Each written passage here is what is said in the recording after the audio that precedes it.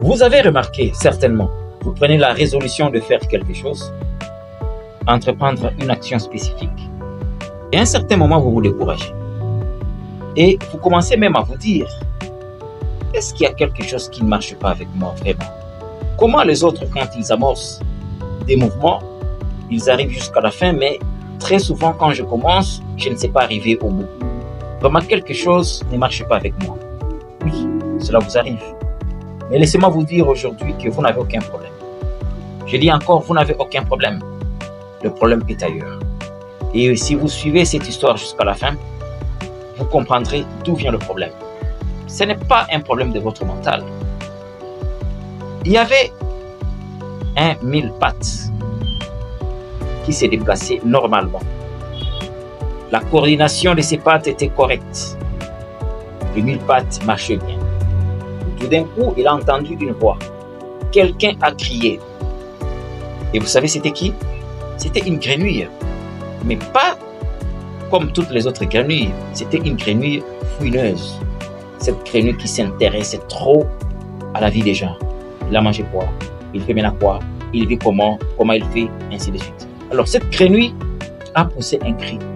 Hé, messieurs, comment est-ce possible? Tu arrives à coordonner tes pattes. Comment tu arrives à te décider sur les pattes qui doivent bouger avant et sur les pattes qui doivent bouger après? Comment tu arrives à faire cette coordination? Cette question, c'est une question tendancieuse. Ça a déséquilibré le mille-pattes. Et à partir de ce moment-là, le mille-pattes ne marchait plus correctement. Il commençait à faire des culbutes. Il chutait.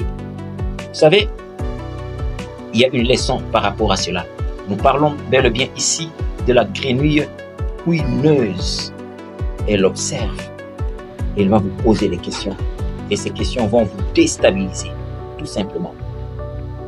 Quand nous regardons le mille-pattes, le mille-pattes marche bien. Il n'y avait aucun problème. Mais avec cette question, tout a été perturbé. Sa marche fut désorganisée. Alors, sur cette terre, il y a eu des gens qui ont connu ça.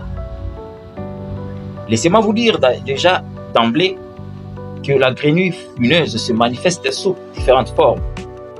Ce sont nos doutes. À un certain moment, vous commencez à douter, vous ne savez pas d'où ça vient. À un certain moment, ce sont les gens qui nous entourent. Surtout si on est entouré des gens négatifs. Ces gens constituent ce que nous appelons la grenouille fouineuse. David avait connu ça. En 1 Samuel 17 au verset 28, quand il est arrivé au front, là où Goliath a lancé le défi contre Israël, David s'était tellement intéressé, il commençait à questionner les gens. Qu'est-ce qu'on donnera à celui qui va battre ce Philistin? Mais il y a eu Eliab, au verset 28, 1 Samuel 17, qui disait, mais pour qui tu te prends pour poser des questions? Nous connaissons déjà tes idées, nous connaissons déjà tes pensées, tu as des mauvaises pensées. Et David a répliqué, il a dit, mais n'ai-je plus le droit de parler? Je dois quand même parler. Et qu'est-ce qu'il a fait? Il s'est tourné vers d'autres personnes, il avait continué à questionner. La question, la déclaration d'Eliab, c'était la grenouille fouineuse. C'est aussi fort, ça peut vous déstabiliser et vous mettre à terre. Comprenez une chose, le monde dit qu'on ne chante pas la victoire avant la guerre, mais Dieu dit qu'on peut chanter la victoire avant la guerre.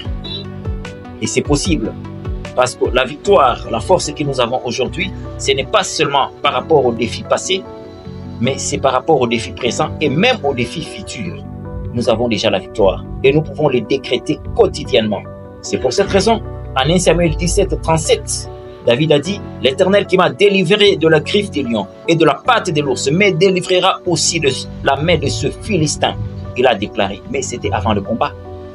Alors il faut toujours défier la grenouille fouineuse. Elle est tellement dangereuse, elle peut vous mettre à terre.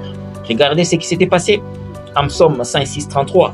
Moïse le grand, Moïse le géant, Moïse le fort, il a fait traverser les enfants d'Israël à sec.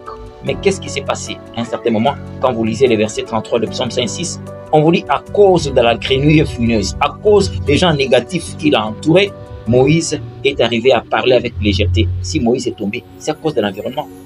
Les gens qui parlaient avec légèreté, on l'a fait douter et il a parlé légèrement. Et c'était sa chute. Donc, quand on est en face de la grenouille fouineuse, première des choses, il faut marquer son opposition. Oui, rappelez-vous, Quand Job, en Job 2 au verset 9, quand la femme de Job avait dit à Job, non, maudit Dieu et meurt, c'était une grenouille fumeuse. Il a dit, tu n'es qu'un insensé, tu ne sais pas ce que tu dis. Tu ne sais pas ce que tu dis, je ne peux pas maudire Dieu. Il a réagi. Et David aussi avait réagi quand il avait dit à Eliab, il dit non, n'ai-je plus le droit de parler? Il a réagi. Première des choses, il faut protester. Deuxième des choses, il faut tourner les dos et continuer à avancer.